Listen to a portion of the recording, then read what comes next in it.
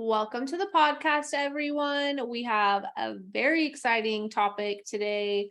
It's actually might be a little bit more intense than I thought it was gonna be. I was thinking it was just gonna be easy peasy, but then I started planning for it and I was like, dang, I might actually say a bunch of shit on this episode. I can't wait to hear this. So today we are talking about relationship funks. And I really wanted to talk about this because I recently have been in a relationship funk. And I think it's something that we all go through. If you don't, I for sure want to know about it. I want to know Yeah. how you didn't get there. Yeah. But I feel like it's something that we all go through and like no one's really talking about it. I totally agree. Everyone goes through it. Sometimes your partner just drives you insane and you just don't really want to be around them. And that's okay. Well, and like not only that, like I know that I go through these like emotions of being like, hey, I think something's up, but like your partner's going through that too. And it's just like interesting to think about the fact that like if you're feeling it, they probably are feeling it too, or they felt it before you. And it's just like, I don't know, why aren't we talking about these things? Like, I don't think I've ever really, you and I've never really had conversations about it. Like every now and then we'll Yeah. like talk about it when something has happened, Mhm. but we never talk about how we're feeling before then or what's gotten us to those points. It's more of like, oh my gosh, this just happened and I'm so frustrated. But like, things were like we were in a funk before then. And it's just weird that we're not vocalizing or like using the people around us to be like, man, I think something's up. You know what I Mhm. mean? Yeah, I totally agree. But one other thing that I was realizing too when I was recently going through one is I don't think you fully can comprehend or realize or recognize that you're in a relationship funk or at that point, I guess, until it's like officially happening and you have like an epiphany. And maybe that's just me, but I feel like it takes me a while to like have that light bulb moment of like, oh, I think something's like up. Like I think we've been Mhm. neglecting this. Mhm. I don't know. I don't know if that's just me though. No, I totally agree with that. I feel like you just get, especially if you live together, like you just get into this flow of things and you don't really realize what's happening until like it's bad. Well, that's actually interesting that you said that because I was gonna break down like what it kind of means to be in a relationship funk. And one of the things I said of like how you can recognize this is if you stop and think or you have like your epiphany moment, whatever it is for you. Like if you reflect back and feel like you guys are roommates more than like actual spouses, partners, whatever your relationship status is. If you feel like you're just roommates and you're more friendly and it's more of like, oh yeah, this groceries, cleaning, kids, whatever, that's a huge thing. And then also the other thing I put down is like if you feel like your ship's passing in the night where it's just like coming and going. Mhm. I think that's like a huge way to like recognize it. But what I wrote down for what it means is honestly, it really is like boredom. Part of it is boredom.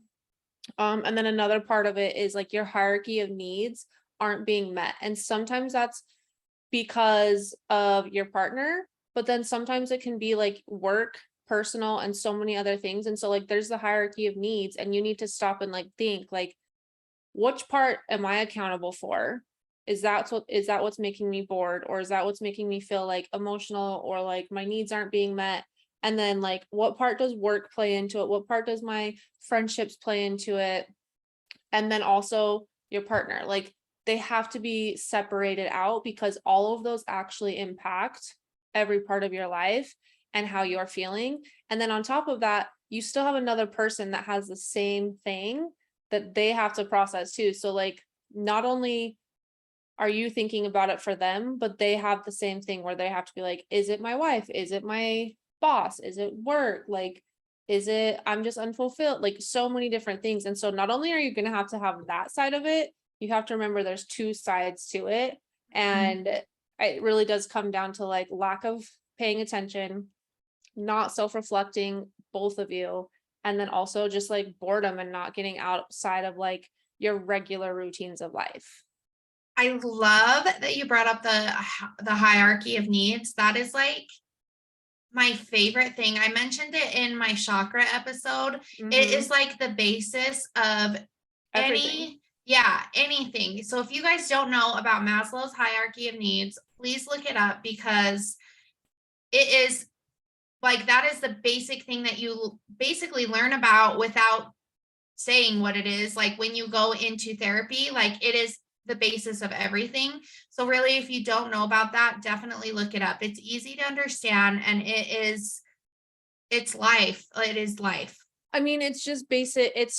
It's basically everything you need to know about humans. I actually had a note and I didn't get to it when we were talking about the chakra episodes, and I had like a bunch of stuff. I was like, I want to talk about these things from the episode. That was one of my notes. I just deleted it the other day because I was like, I can't go back to it now. It's taken too long.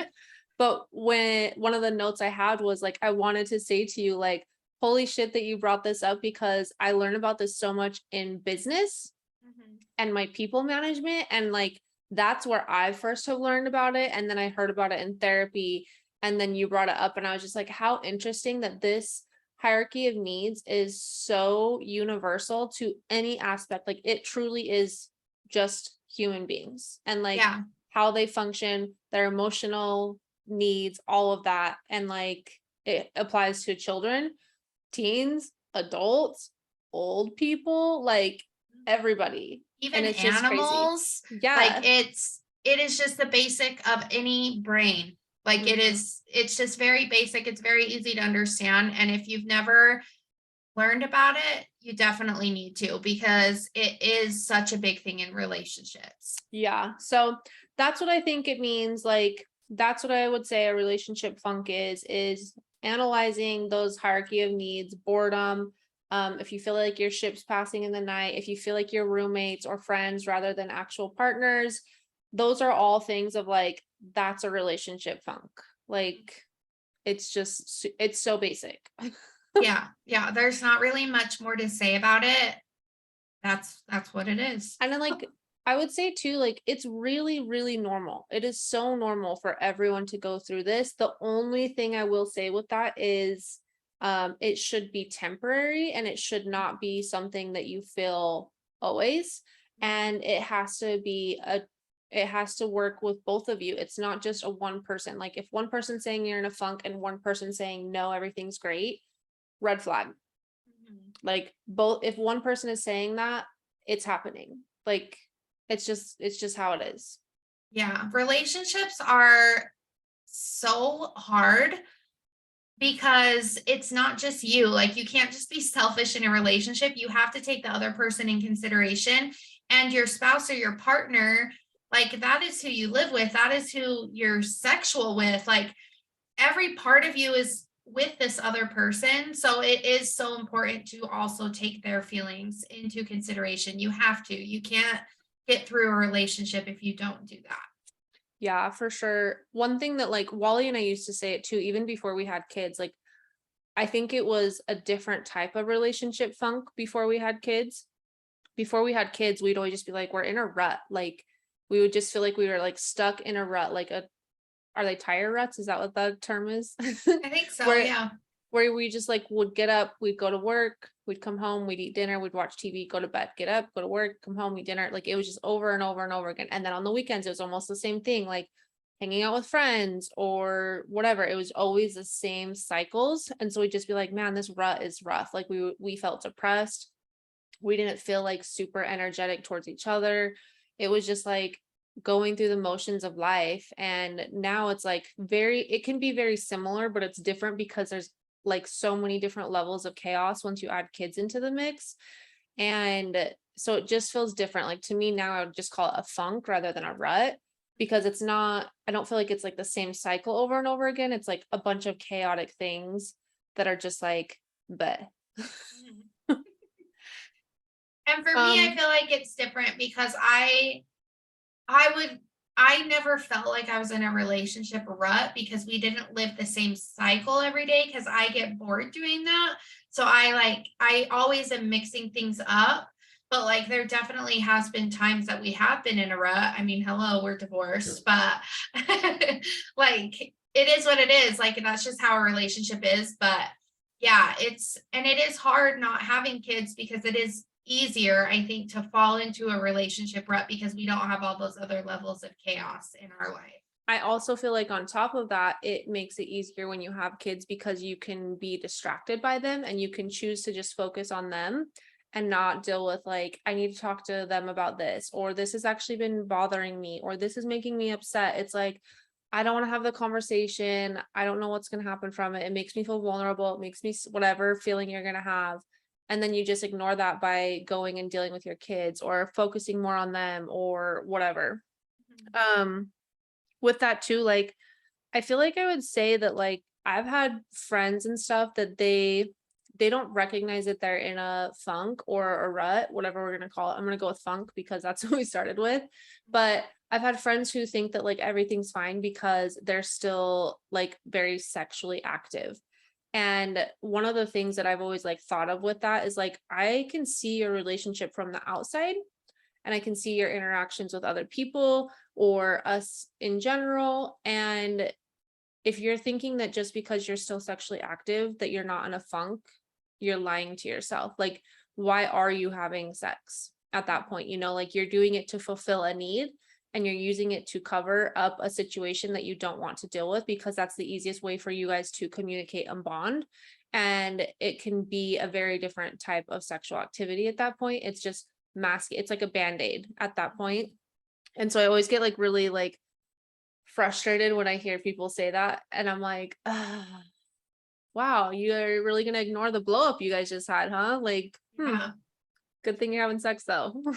That is such an important thing to say is like sex is so important in a relationship, but if you're using it to cover something up, that's where it becomes unhealthy. Like you Mhm. shouldn't always be having makeup sex because it's fun, because you're getting like your rage out or whatever. Like sex in a relationship should be something that is loving and caring and not something that you use to escape from any problems that you're having.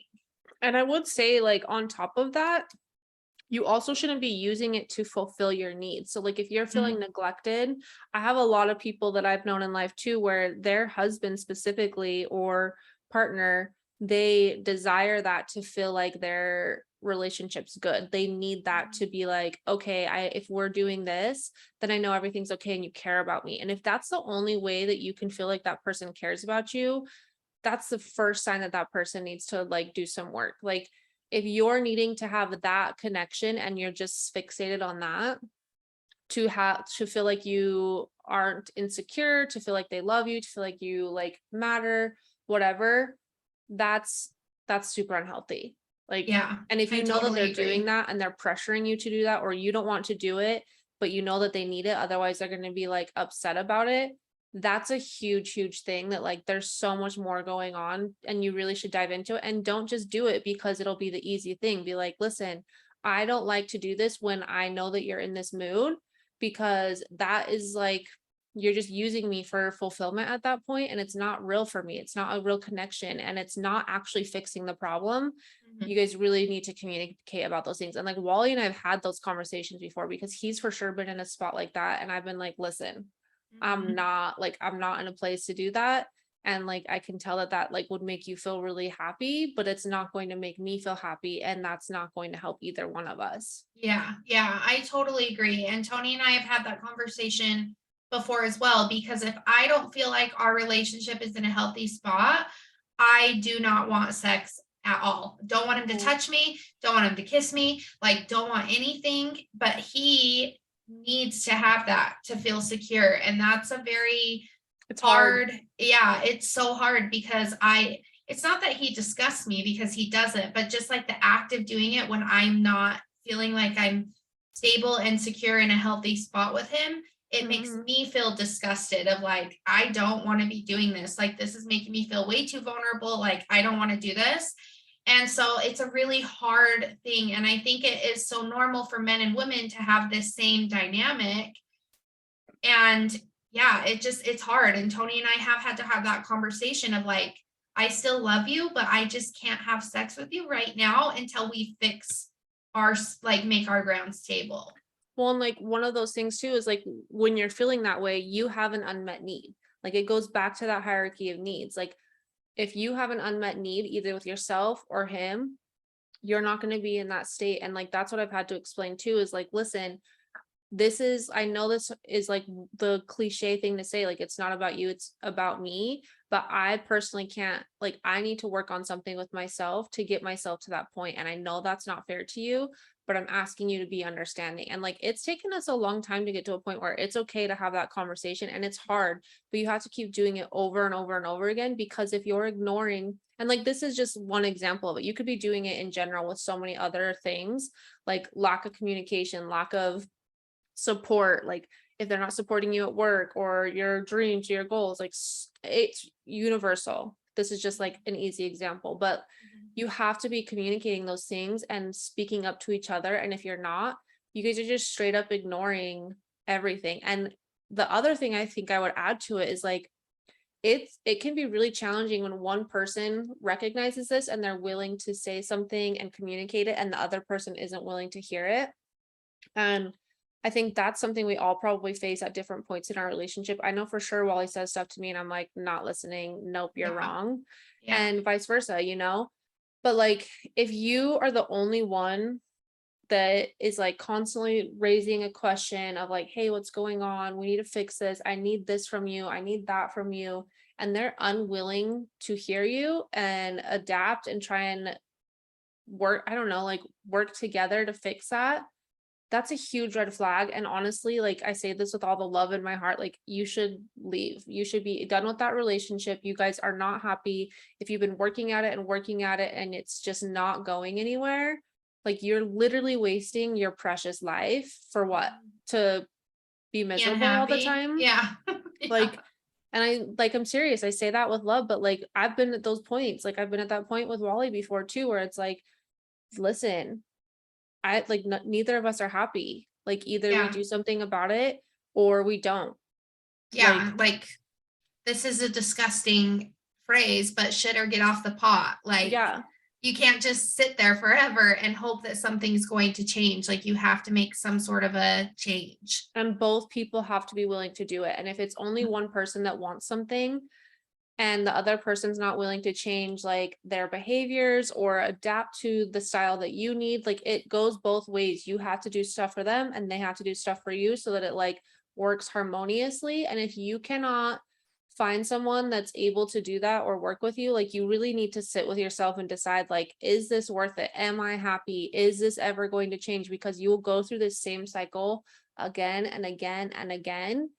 And like, again, for what? Like, you have no idea how much longer you have on this earth every single day. And like, go be happy.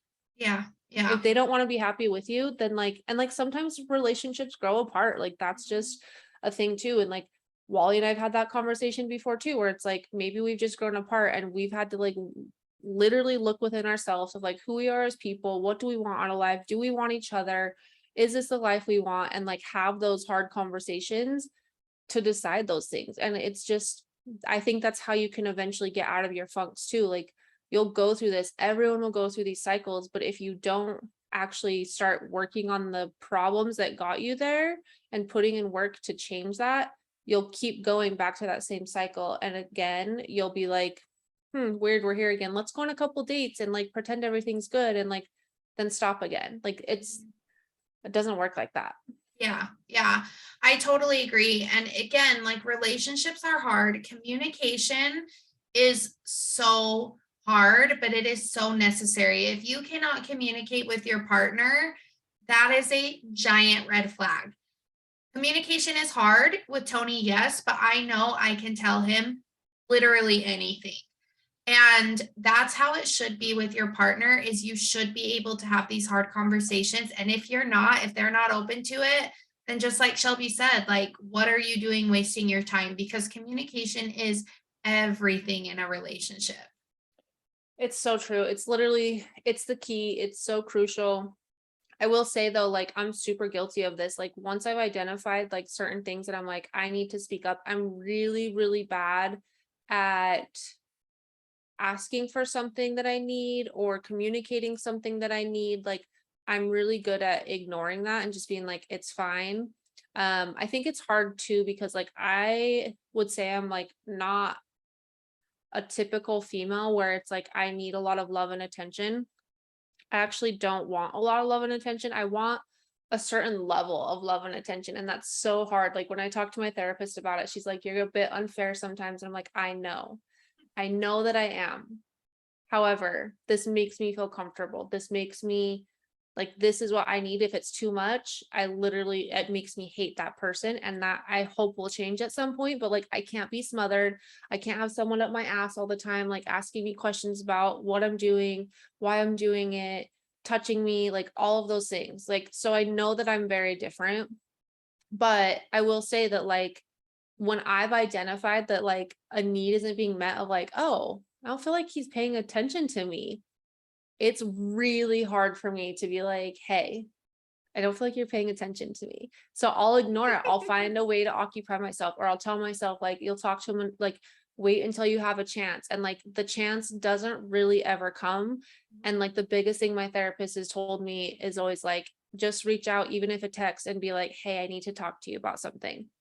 Because then you started the conversation. You don't have to do it right then. But if you don't, you're going to keep forgetting, or you're going to keep putting stuff in the way. And then you don't take time to communicate, because that's one thing that like we just don't take time to communicate when we know. I know we've both been feeling something and we both want to talk about it, but we just don't. Like, we'll want to go to bed, or the kids are around, or friends are around, or family's in town, or we're really busy. And instead, it's like, it really could be like a 5-minute conversation, but it's just like that initial act of like, hey, I need to talk about something. And then I just like, so I think that if you're struggling like I am, or I do, that's something my therapist has said is like, just send a quick text and be like, hey, I need to chat. It's not bad. I just like need a minute to like separate regular life and have a quick conversation and touch base with you, because otherwise I won't do it. No, that's great advice, because it is hard to adjust, like it is hard to approach the situation. Like Well, it's I just feel like, who like, wants to? yeah, No yeah. one. I feel like a lot of times I overshare things and I am too open. So I feel like sometimes that's my problem, is I don't take the time to process what I'm actually feeling. And so I'll like tell Tony, like I'll just word vomit all this stuff. And he's like, where is this even coming from? And I can't even answer. Like, I'll just be like, well, I don't know. And so like I need to take a step back and like be in my head a tiny bit more, so that I Yeah. don't just like word vomit everything and have him be uncomfortable and be like, wow, I had no idea you were feeling this. And it's like, I had no idea either. Like it just is all coming out. I think that's what's funny is like Wally and I will have conversations like that, and he'll be like, I just feel like you're attacking me right now. And I'm like, I'm not trying to attack you, but this has been bothering me for a while. And now I'm at the point where I can communicate it. And like, you can't tell me that I'm wrong. You can't tell me you weren't already feeling this or thinking this. Like, I'm sorry that I just like word vomited it at you, but like, I know exactly when it started. I just haven't done anything about it. And so I think that's what's different between you and I is like, you're like, I don't know. I didn't realize I was feeling this way. I'm like, I remember the exact fucking day I started feeling this. And every day after that, that I should have said something to you and I didn't. And now I'm just at a point where I want to word vomit it. Yeah. And I do that with so many situations in my life. Like I just need to internalize things a tiny bit, not fully. Like you shouldn't internalize everything, but I should just take the time to get the thoughts organized in my head before I spit them all out and make Tony feel like shit, you know? One thing that I think has really actually helped me with that is like at work. If you get an email and it immediately like bothers you and you need to respond and be like, per my last email, I sent you 6 other ones following up on this, like things like that, where you get it and you're like, ugh, or they say something and you're just like, well, let me actually tell you this. I try and take that into my personal life too, where it's like, think of it as an email and you want to rapid fire respond. Instead, it's like the best thing I've learned business wise is just give it some time. You don't have to immediately respond to people. You don't immediately have to like take some time to collect your thoughts. respond when you're ready. And I've done that so much more in my personal life since I like really started doing that at work, and it's been life changing for me. Really, Like I should do that you for just need sure. like something in your head to remind you, like, don't respond to the email. Wait a minute. Go take a few breaths and then go talk. Take an emotional lap. Yes, yes. Thank you, Adrienne from Peloton. But it's true though, because if you don't, like, then you end up doing those things where it's like word vomit, and then you can't take it back, and then it turns into another Whole conversation that thing. like I tend to do it a lot in bed, and it happens like not often, but it'll happen like when we've been really busy and we've had like family in town and we've been busy and we haven't been hanging out together and we haven't had much like one-on-one time. And then we'll finally like have a minute and we'll be like laying in bed, finally a second to like chill. And I'm like, he'll probably be wanting to have sex. That's probably when it starts. And I'm like, stop. You did this 5 days ago and it's been bothering me. And so then I'll just like word vomit it, and like it'll be really quick, very little things, but then I'll say a couple words in there that just trigger him. And then it's turned into a half-hour long conversation and me walking backwards of like, God damn it, you really should have composed yourself better. Mhm. Like it just happens. And so Mhm. the more you can work to communicate before that happens, like, hello, just said I'm guilty. We're all freaking guilty of this, but like Yeah. communication really does change how this goes. And when you're noticing that something is being neglected, self-reflect, see what you have done to add to that, see where you notice it like happening, where you're like, oh, I actually wish this was happening. And then before you go and ask them to do it, think about how often you're doing it to them. Think about, oh, but am I, like, for example, let's just say maybe I was feeling, I'm trying to think of like an actual thing and I can't think of something, so I would make something up. Like maybe I'm feeling like we don't hug enough. And then I could be like a little bit sad or bothered and be like, oh, he doesn't even love me. He doesn't hug me. We're never hugging anymore. Like blah, blah, blah, blah. All those things that start going through your head. Before you actually go deal with that and like have that conversation, stop and think like, when was the last time I approached them? When was the last time I was the one trying to make that happen?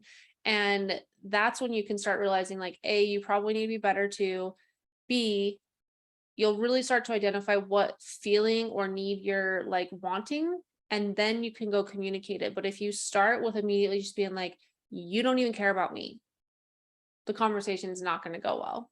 Yeah. And I think that that's the biggest thing is it is a two-way street. I know that we mentioned this before, but it like I'm not perfect in my relationship. Tony's not perfect in our relationship. And like, let's use my affair for an example, because this was a big lesson that we both had to learn. It was so easy for him to just put the blame on me because of my reaction, which was not right. I'm not trying to justify what I did, but to have our therapist sit us down and be like, yes, the way that Taylor reacted to this was not correct, but you are also at fault for how she was feeling. Her reaction was not okay, but she didn't get to this reaction by herself. And that was a very hard thing for him to understand of like, yeah, I was at fault as well. The reaction should have never happened the way that it had happened because we should have communicated what my feelings were. But he was at fault too, just as much as I was at fault for our marriage falling apart. So, like, one person, unless you are married to some insane, crazy narcissist person, it is a two-way street in a relationship. Like, it takes work from both sides, not just from one side. It's so true. And like, that's when things like, I think that's what makes it so crazy to me when I like really start to think about like a relationship funk is like, it's both of you are feeling this. Like, you know, for a fact, like in any relationship that you're in, either you're both feeling it at the exact same time or someone started feeling it before the other and they stopped doing what they normally would do because they were starting to feel something. And then it turns into this longevity of like, oh, I felt this. Now I'm feeling insecure or bothered. I don't want to communicate anything about it. I don't know when to talk about it. And then they stop doing a bunch of stuff. And then it takes like this whole chain effect. And then suddenly you're like, wait, we're in a relationship funk. Like it starts because there's two people involved and there's more than your feelings involved, and unmet needs lead to whatever. Like it can turn into literally anything, and both of you are going to have unmet needs, and it's just what does that look like? Do I need more quality time? Do we need to go on dates? Like what can we do to start making this happen? Do we need weekly check-ins? Like how can we make this not something that stays long term, so that we're constantly irritated with each other, that we're both feeling sad, depressed, like whatever feelings are coming up, like it happens for both of you. And it's like, and if it doesn't happen for both of you, again, go back to that conversation of, do I want to be in this relationship? Is this worth wasting my life? Because you are wasting your life if you're that unhappy and it's constantly in that cycle. Yeah. And I highly recommend figuring out your own love language and your partner's love language. That has helped Tony and I so incredibly much. We figured out that both of us need quality time. That is both a part of our love language. And that's why we rely so heavily on date nights, because if we don't have those, neither one of us is feeling like fulfilled in the relationship. Another part of my love language is gifts, and not like, I don't need these grand gifts, but like if he's going to the grocery store and getting himself a treat, I would like a text of being like, hey, would you like this? Or, whatever. Or if he comes home from the store and brings me flowers, like it doesn't have to be something giant, but just something that I know, like, hey, you're at the grocery store and you're thinking about me. Like I need that in my life, and I need that to feel fulfilled in a relationship. And so getting to know each other's love languages have been so huge, so huge. I think on top of that too is like getting to know each other's love languages, but also getting to know each other and like what actually irritates them. Like it seems like a weird conversation, but like if you know that them doing that, like, or you're going to do something and that actually bothers them, that's so important. That's such a key thing to know, because you might think that it's funny, or you might think it's fun, or you might think they like it, and deep down inside they like just don't have the balls to be like, that actually fucking makes me angry. There's been times where I have to tell Wally, like, you doing this actually triggers me. It makes me upset. It doesn't seem funny to me. It's not fun. I don't like it. Or like recently, one of the things I communicated was like, he'll be like, I'll clean up dinner or something, and then it's like taking some time and I get like a little bit antsy. And once I start doing something, or I've already committed to Comes up something, to do it. I don't want you to stop me doing it. Like I already in my brain committed to the project. And so I'll be like already like starting it, and he'll be like, hey, I said I would do that. And it's like, it's fine, I'm already doing it. And he'll want to just like, get out of Take the way, over. get out of the way. And Mhm. I'm like, I appreciate that you want to like suddenly jump in, but I've already committed to this and I need you to let me finish this. Otherwise, it makes me upset. I just need to finish it. Or I'll start taking out the trash. And like as I'm pulling it up, he's like, hey, that's my job. That's my job. And it's like, just let me do it. Yeah. I wouldn't have done I'm it if the I didn't want to exact do same it. way. And you Mhm. pushing me to the side just makes me want to grab the bag of trash and hit you with it. Like, just let me finish it. And next time be a little bit more attentive to the trash is full. Like, Yep. it's things like that though. But if I didn't say those things to him, he wouldn't have any idea and he would just keep doing it. Like another example is today, I need to get euros for Vienna and I keep forgetting. And I had said something to him like a week ago about, I think it was about the dishes, about just like, if you want to be helpful, then just do it. Don't ask me if you should do it, or if I want you to do them. If you want to be helpful, just do it. Because if Mhm. you ever give me the challenge of, do you want help? I will always just take the task myself. That's who I am. And Same. so he was like, did you get your euros? And I was like, oh, I'm going to get them before I pick up Henley. And he was like, well, do you want me to get them? I can get them. And I was just like, this is one of those examples of, if you want to be helpful, just be helpful. Otherwise, if you ask me if I want help, I will not take The the help answer will be no. and I will Mhm. just go do it because I was already planning on it. But if you want to be helpful, then be helpful and just do it. Like, you don't have to ask for my permission, be like, hey, I'm going to stop and get those. Anything I need to know. And Done. I think that that is such an important thing. Is it goes back to communication, like knowing Yeah. how you communicate. And it's the same thing, like on Mondays and Tuesdays, I teach yoga late. So I get home late, and like Tony will already have dinner be done. Tuesday, by the end of Tuesday night, I am literally dead. Like I have worked 20 hours. I have taught 4 yoga classes by Tuesday night. Like I am exhausted. And there's been times that I'm like, oh, I just really don't want to do the dishes. And if Tony goes, well, do you want me to just do them? And I'll be like, no, like I'll just do them. But if he rewords that and says, you know what, you just said I will do the dishes, then I'm like, okay, thank you so much. Like I really appreciate that. Like it Mhm. really, you really do have to know how your partner communicates, because it is two small words completely change the whole scenario. It's so true. And like, it's been something new that I've had to start like doing is like communicating those things to him of like, I can see that you're asking this because you want to help, but I need you to either just do it or not even ask the question. Because once you put it back into my court, I don't want to make another decision for you. I don't want to be the person dictating what you need to do. Like when we've talked, him and I like recently had a talk of like our relationship funk, and I just said like, listen, I know that you want me to give you clear examples of what you can do to be better, but I want you to stop and look within yourself of what you think you can do to be better, because I'm not here to have a relationship with someone where I'm dictating everything to them of how they should be. Like, I want you to be yourself, and I want you to be aware enough of who I am and who you are that you know things that you can do without me having to be like, I need you to do this. Like, I'm not a dictator and I don't want to be that. I want to have a casual, regular relationship, not me telling you what to do. Like, Because it makes you feel a little bit crazy to yeah, and it tell makes you them feel what to rude. do. Yeah. And I don't want to tell Tony like, please do this, please do that. Like it makes me feel like I'm his mom, and I Well, I don't was like just that. gonna say that. I was gonna say, then you're putting me in that mom role. And I had to like, we've had conversations too of like, when you put me in that mom role, I can't be sexual with you either. Mhm. Like, when you make me be your mom, I don't want to fuck you. Yeah. Like, who Sorry, would? That's creepy. not that mom. Yeah.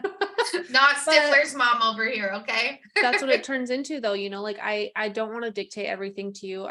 I'm going to be better at communicating certain things, and it takes him also being like, okay, I need to pay more attention and do my own thing. And I can ask her like, hey, is this working? Does this make you feel loved? But not like just do it and then not ask for any feedback. Like feedback, communication, all of it, like it's just so important. So important. Yeah. I do have a couple of things that my therapist talked to me about, because Ooh, I I love talked about this in therapy talks. therapy. Got my therapist notebook. Because I recently had a relationship funk, we talked about it the entire time. So a couple of things that she told me that would help me with communicating, because I told her like it just is something I struggle with so much. And it's hard sometimes for him to hear it. I think that's why we were talking about it. My notes aren't great, so I'm going to paraphrase here. Um, One of the things she said was a way to help them hear you say it without being on the defense is I like saying phrases like, I need to feel like X. And like one of the reasons we said that is because it's like, I need to feel like he cares about me, but I don't know how to communicate that without making him immediately think that I don't think he cares about me at all.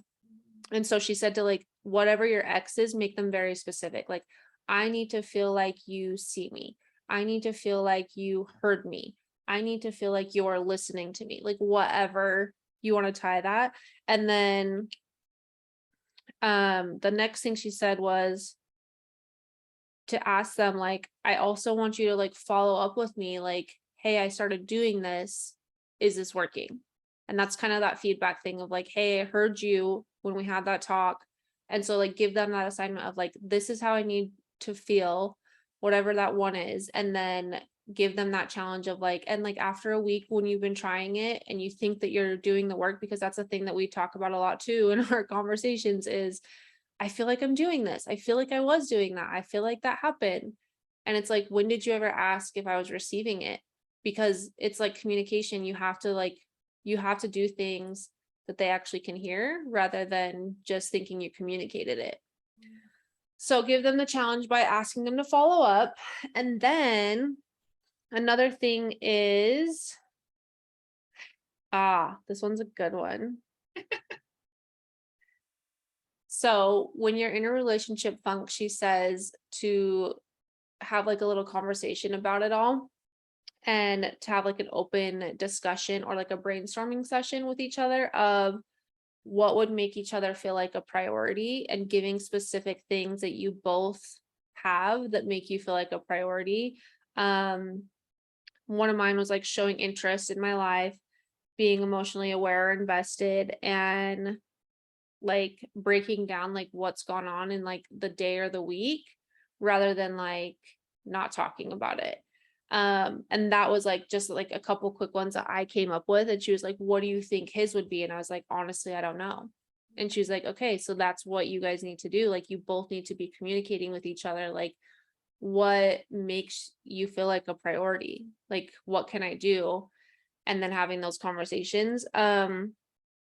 Another thing that she told me too that would be really helpful is when you start realizing you're in a relationship funk and you start getting that weird feeling of like he's not listening to me, he doesn't care about me, like whatever it's going to be, when you go to communicate that to them and you have an example to tell them like this is what was happening and the story I told myself in my head was I like that. this.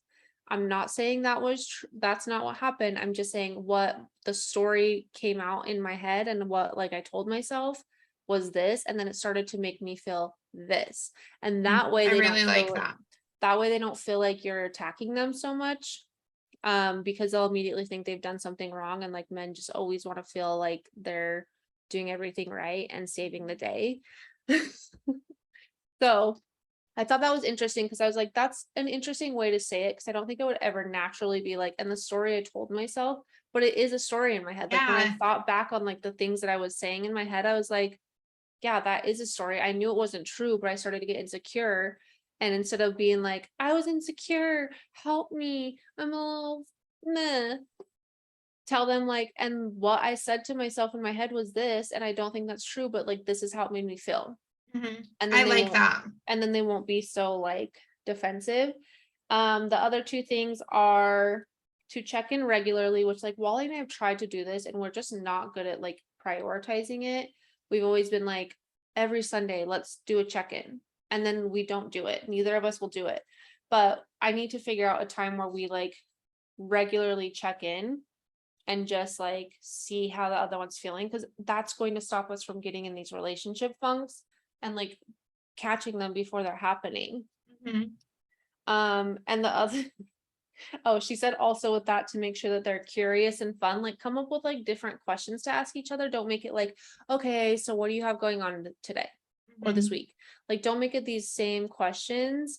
Make it curious and fun. Like go on the internet and Google like something, or be like, we should make something different for dinner this week that we've never wanted, like never tried, but have always wanted to. Like, what should it be? Like anything to just get conversation started. And that's a check-in. Like a check-in doesn't have to be like, let's catch up on life. What's going on in life? What do we have Mhm. for the kids? It should just be like a chat. And I Yeah, was just like, like silly and fun. yeah. And I was like, that's actually really good, like perspective. I never would have thought of it like that, Mhm. or thought like, to me, when people have been like, we need to regularly check in, it's like my fucking boss being like, hey, what are you working on today? Mhm. And that's exactly what I said to her. And she's like, you've got to stop acting like every relationship in your life is a work relationship. And I was like, I do that. Like, you're so right. I hadn't even like realized I was doing that, but that's like that's what I was telling myself in my head, is like when therapists or books or whatever like have a regular check-in with your spouse. I was like, stop fucking asking me what I'm doing. Like, and I I never remember when realized, we had this whole conversation on your back porch. yeah, like I realized that it just needs to be different questions. Like Mhm. we just need to have different conversations. It doesn't have to be like, how was your day? It can be, did you see that the sun was orange? I don't know, whatever, like just anything that's just different. And I was like, so she was like, be curious, be fun, like don't make it regular life. It's not a checklist. And I was like, I like that. I like that too a She lot. also gave me a book recommendation called Hold Me Tight. And she said that that's really helpful for couples and relationships, and just like helping you identify what your emotional needs are. I haven't looked into it yet. I just wrote it down. So there's that. I like it. I like it. There's my TED Talk, everyone. I think for my end, I think self-reflection about this stuff is huge. I think if you don't know yourself, you're not going to be able to communicate your needs to your partner. So really taking the time for your self-care, your self-development has really helped Tony and I a ton, because we both do that. And that helps us in turn know how we need to be loved, because we are completely on opposite ends of the spectrum. Literally in our love life, the only thing that we have in common is quality time.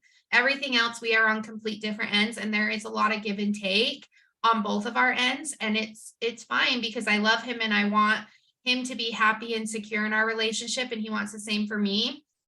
But we would have never been able to figure that out unless we figured it out for ourselves and continue to do that. I feel like with that though too, like if you aren't self-reflecting, you're communicating in an insecure way. You're communicating because you have an insecurity, or you don't have a need that's met because you don't know what it is. Like that's when I think that people are like, I need you to do this. And that's when I'm always like pushing it back of like, hold on. Yeah. Have you actually thought about this? Like, if you're not self-reflecting, you're miscommunicating. You're asking for something that you don't actually want or need, or you're projecting it because of an insecurity. And like, you just don't have your self-awareness because you didn't even stop and think about yourself. You immediately put it on somebody else. Like I feel like it always reminds me of that thing where it's like, someone's just like saying that something's happening and they're like, here's a bunch of shit. Can you hold it for me? And it's like, no, I don't want to hold your shit. Like, hold your own shit, figure it out, like we So all have our gross. own need. And if you're immediately like, I don't want to hold this shit, you didn't self-reflect at all. Yeah, absolutely. So yeah, I think that's all I've got. I don't know. Relationships are wild. Go to therapy, guys. Okay, just kidding. Honestly, it's so helpful. And I honestly think that like both people need their own therapy. Like for the longest time, Wally would always be like, we need marriage counseling. And I'd be like, you need to do more work before I'm going to sit down and go to therapy with you. Like it takes both people going and doing work and reflecting, because otherwise one person's always doing more than the other. And I'm not here for a relationship like that. Like I'm just I'm not here to walk you through life and dictate it to you. I'm not here to like constantly be stopping and being like, okay, like let's do this. And I also like it's made me have to push him to get better at like standing up for himself and communicating his needs, because I'm really strong personality. I really know what I want in life, and I need him. Like I'm always like, I need you to tell me what you need and you want. Like if you can't do that, I'm gonna bulldoze over you. Yeah. And I don't want to do that. Yeah. And also sometimes I need you to check me. I'm a baby narcissist. I'm wrong sometimes too, okay? I know. We're Leos. We're actually perfect and never wrong. Everyone else is wrong, okay? I was actually, I need to read what one of my life updates that I was going to share at the end is. No. I need to know, and this makes me sound like such a baby narcissist, like such a baby narcissist, and also like an asshole, maybe. I need to know. I'm assuming you feel this way, but I need to know if anyone else that's not a Leo feels this way. When you see people posting about like birthday celebrations or like a birthday party or like getting a bunch of birthday shout outs, do you like get a bit of birthday jealousy wishing it was your birthday? Yes. Hey, it was just my sister's birthday this last week. Tony's birthday's in 2 weeks. And I got Tony a really great Christmas. I have FOMO right now. I had the worst FOMO. I was like at the mall buying a few things for his gift. And I literally texted him and I was like, damn, I really have some FOMO that it's not my birthday. And he's like, seriously? And I was like, for real, I'm so sad. And then this last week when I was with my sister and she just, nobody celebrates their birthday like a Leo. It just is, it is what it is. And I was like, I just feel like you're not like loving your birthday enough. And she's like, I'm having a great time. What are you talking about? And I'm like, you just like haven't told the random people walking by you, like, hey, it's my birthday. Come on. I just keep seeing people post like about their birthday party or a birthday trip or like people wishing them happy birthday and they're resharing it. And I'm like watching it and I didn't realize until today that I was like, I have birthday jealousy. Yeah, I would really wish it was my birthday right now. Like I want to be celebrating my birthday. Same. Same. And I feel like my birthday's getting overshadowed by my wedding this year, and it low-key makes me sad. I feel like August is not even our birthday month this year, and I'm very upset about it. I know, because my wedding's overpowering it. I hope to God that I don't have any friends getting married next year. Because it's been 2 years now that weddings have been like wedding seasoning. Okay. Any life updates that you have that you want to share? You know what? Okay, my carport was cleaned up, so that's exciting. We should hear from the insurance hopefully early next week. All the final details.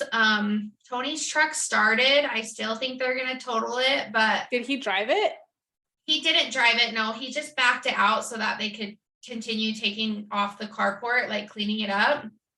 It's a complete disaster under there, but it's cleaned up and it feels really great. That carport was real janky and ugly, and my house actually looks like it's upgraded 50 million times since it's gone. So I'm just really trying to see the positive side. This weekend is like a really big weekend at the yoga studio. I'm very stressed about it. Why? Sorry, I'm so tired right now. Oh, because I am teaching a workshop, my first ever workshop, to like a bunch of different teachers to help them get their continuing education hours. Very nervous about it.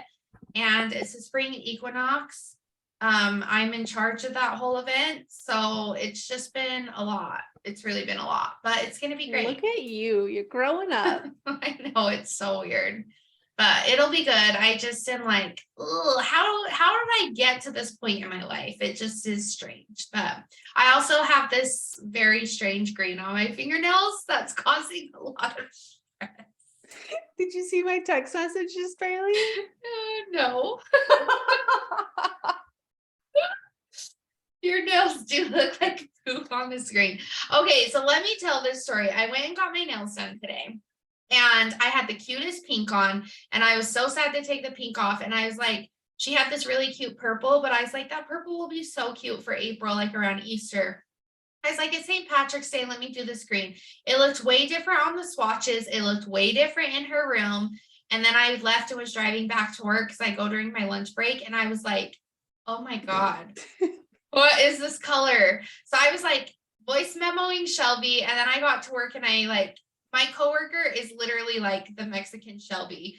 And I walked in and I was like, so, and she's like, what color did you do? Because she loves to see like the color. And I lifted up my hand and she's all, huh. I was like, it's right. And she's like, it's not the color I would have picked, like trying to be nice. And I was like, you know what? I know it's fine. I just have them for 2 weeks. So honestly, there's nothing worse though when you rush pick a color because you're like indecisive and you're trying to like plan out when your next appointments are in the seasons and blah blah blah, and then it starts going on your nails and you're like, shit, I hate this. The thing that I always do when that happens, where it's like I don't love this color, I always say, will you add a glitter top coat to that like fine sparkle? Because I should have done that. Then it just like gives me a little bit of hope rather than like, oh, I hate this color so much. Yeah, it's a lot for me to handle right now. Sweater. Yeah, but your sweater's cuter. It is cute. Yeah, so that's my life update. I think you forgot to mention that you just posted on the internet that you have lost a shit ton of weight. Oh yeah, I did. I have lost 23 and a half pounds. So that's exciting. I'm actually like seeing it in my face and I'm very excited about that. That's amazing. And I think it's so exciting for you, especially because like this has been something that's like, it's been such a like thing for you. Yeah, and I feel so much better. Like I'm starting to get my energy back. My workouts are starting to get better. Like I feel so much better. So I am very excited. I actually was wearing like my leggings and my sports bra to work out, which I did not ever do. And yeah, I just like didn't feel like I wanted to crawl into a hole and die. So that was exciting. That makes me very happy for you. And the only last thing that I have been meaning to say for so long, it's been on my podcast notes for like 3 months, is we all need to be better at vocalizing our progress and our growth and not being ashamed of it or uncomfortable that people are judging us for it.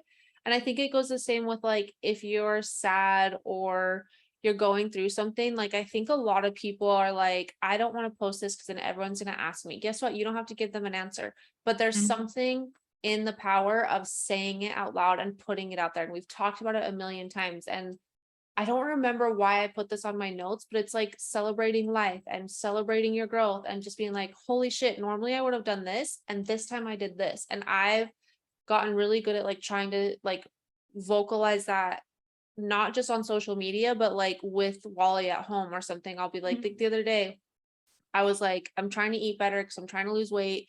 And I was so hungry. And like we didn't have like a lot of food in the house. So I hadn't gotten groceries yet.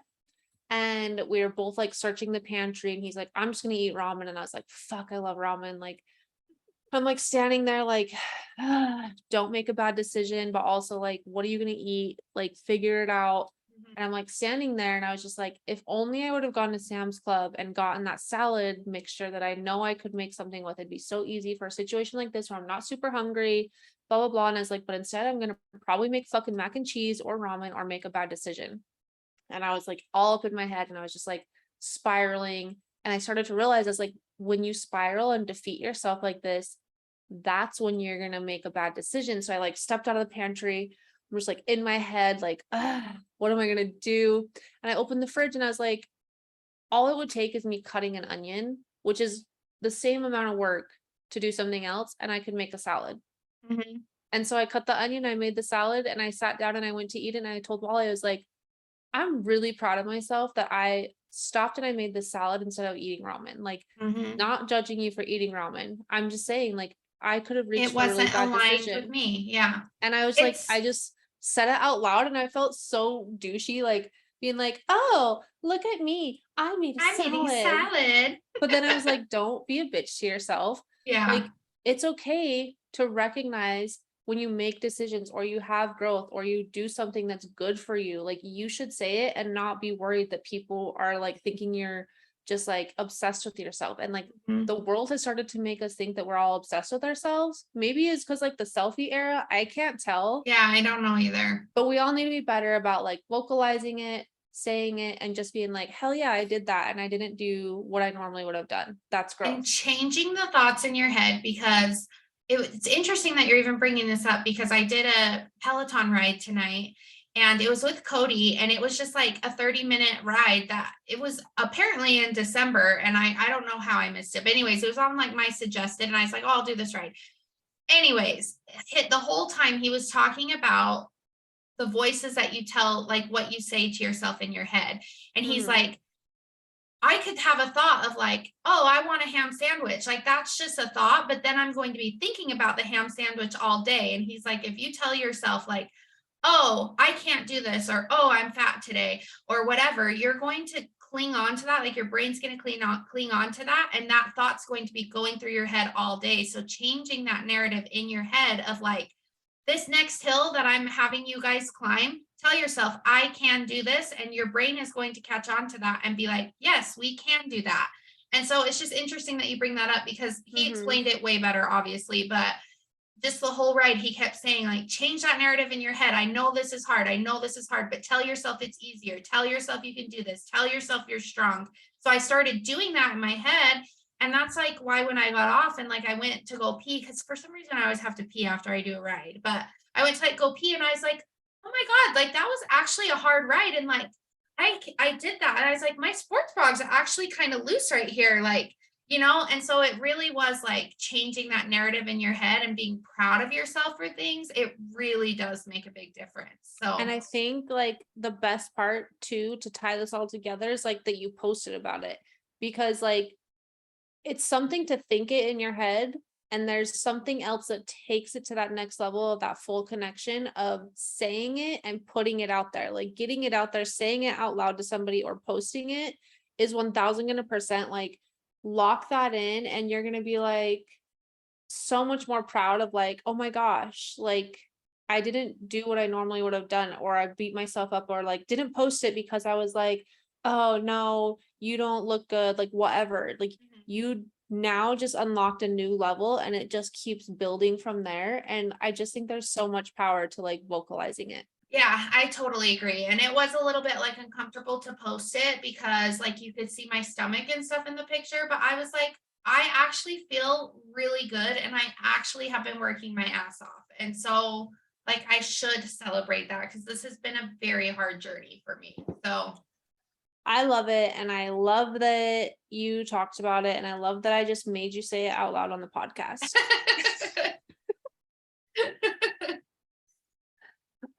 Okay. We have, the last thing I have to say is American Eagle is my new place to get jeans. If you are a grown-ass woman like me and you've been struggling to Really? find jeans, I've never used to wear American Eagle jeans, and now that's all I've been buying, and they're actually legit. Try it out. Okay, listen, I have something to say about this. When I went to the mall last week, I went into American Eagle and I literally felt like I was about 12 years too old to be even stepping foot into that store. Disclaimer, I shop online. I I look at them don't. online and they're very cute, and I'm like, I could wear those, and then you get them, they're amazing, and I don't go in the store and think these are clothes for my niece, like I couldn't wear this, because they have all these shirts and all these outfits that don't go with what you're wearing. But I have to shop online because I'm a fucking giraffe and I have to get long, and so I can't buy clothes in the store anyways. So go online, you won't feel like you're five, and they're amazing. They're always on sale. And everywhere else that I used to normally buy jeans, they've gotten like this weird style, or they're not flexible. Bitches want flexible jeans. American Eagle Yeah, has them. that's good to know because I literally felt so ancient when I walked in there. I was literally like, what the hell am I even doing walking into this store? No, it's legit. And their return policy is super easy. The shipping super fast. Like I said, that's where I'm vibing with jeans. It's been really hard for me to find some for a while. Finally found some.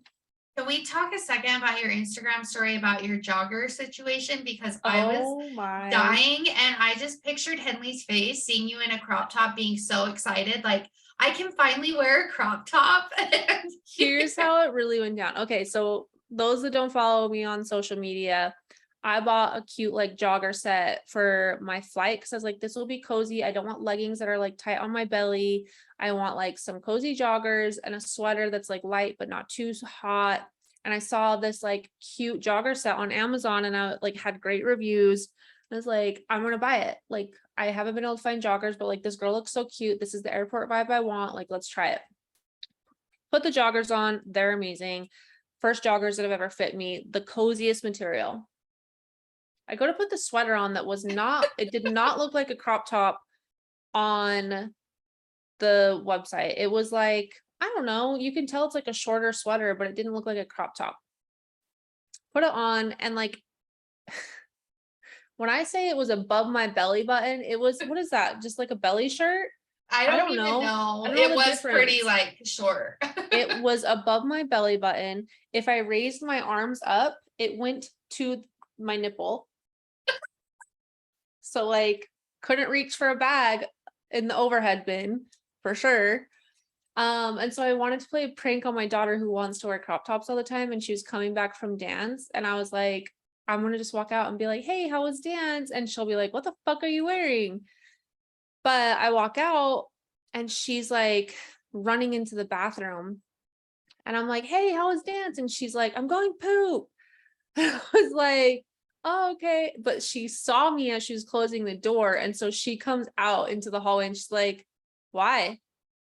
And I was like, just wanted to know how dance was. And she's like giving me the eye and she's like, why? It's like, I just wanted to know how dance went. She's like, huh, okay.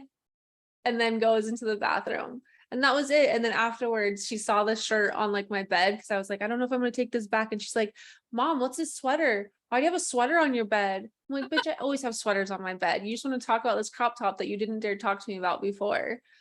So she definitely was like scheming in her head of like, oh, my mom's gonna wear crop tops. I can wear Can I wear crop top tops? too. Why do you have this crop top on your bed? Talk to me about it. Let's hear about it. So She's that's been how, wanting to wear crop tops for a while. yeah. So that's how it went down. Also, like, I'm just too tall. Even if like, so I looked at the picture and they definitely have their joggers pulled up higher. But if I do that, then I have like a camel toe. And even then it still doesn't reach the sweater. So like, it just doesn't work for me. It's terrible. I hate have being never tall. had this problem because I am miniature. So I literally said that to Wally. I was like, my friends don't get it. Like, they'll always be like, oh my gosh, everyone has like the cutest stuff lately. Oh my gosh, what do you mean? You just need to go buy these. And it's like, bitch, I can't walk into a store and buy a single thing that has anything to do with my size. Like, they don't have a big and tall store for girls. Like, I have to go online. I have to get the extra long. I have to buy certain shirts that are certain lengths. Otherwise, they just don't work out. And like, they just don't get it. I don't sad. get it. I don't get it. And I feel bad about that. Okay, you ready for our Dear Champs Drink Champs? Yeah. All right. You didn't want to answer this one, but we're going to answer it. Dear Champs Drink Champs. First of all, before I even start, this person has some rage, and I'm very sorry for repeating it. What is your best way to get away with cutting a man's penis off or murder? How would you get away with it? First of all, I wouldn't get away with it because I wouldn't do it.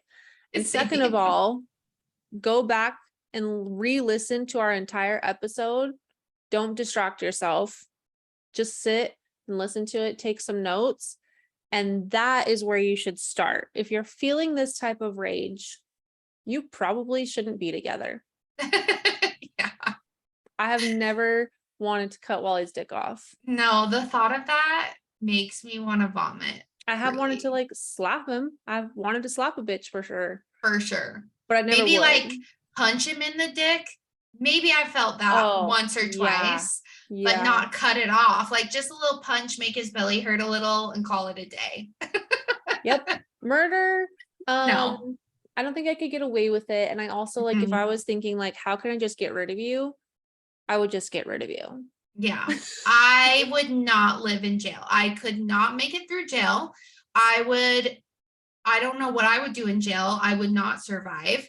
And so, yeah, murders never crossed my mind because I could not survive in jail. I just like no, I wouldn't get away. Like it's really hard to get away with murder. I wouldn't even try it because I don't want to go to jail.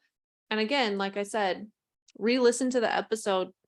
If you're feeling this rage, there's a lot going on there. Yep, I agree. Anyways, on that note, thanks for listening, you guys. Make sure to like, rate, review, follow us on Instagram, follow us on TikTok, follow us on YouTube, share with a friend. And so, yeah, I think that's everything. So have a good night. Have a good week. We will talk to you next week. Bye.